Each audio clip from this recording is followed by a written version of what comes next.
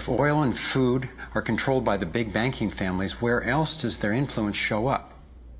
As I followed the money, I began to see this same pattern of control in just about every area of our lives. And I always found the same families in charge, either directly through their banks and corporations or indirectly through their major foundations. Again, it was the Rockefellers who created the National Education Association with help from the Carnegie Foundation and later from the Ford Foundation. What the captains of industry wanted from our schools was an obedient and docile workforce who would be manageable employees and eager consumers. Schools are to establish fixed habits of response to authority. That's why it takes 12 years.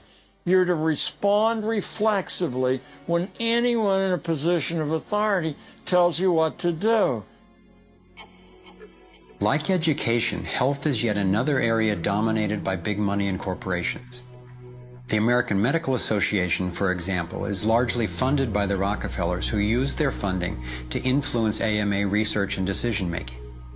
The average MD in 4 years of medical school takes one course in nutrition, 2.5 hours in many cases, and the materials used, the curriculum materials, are supplied by the National Dairy Council and the National Livestock and Meat Board and other industries, including the Sugar Association, with products to sell that actually undermine our health in the first place. Unfortunately, the way the system of medicine is set up, medical education is primarily, funded by pharmaceutical companies. So there's a motive to make and sell as many drugs as possible.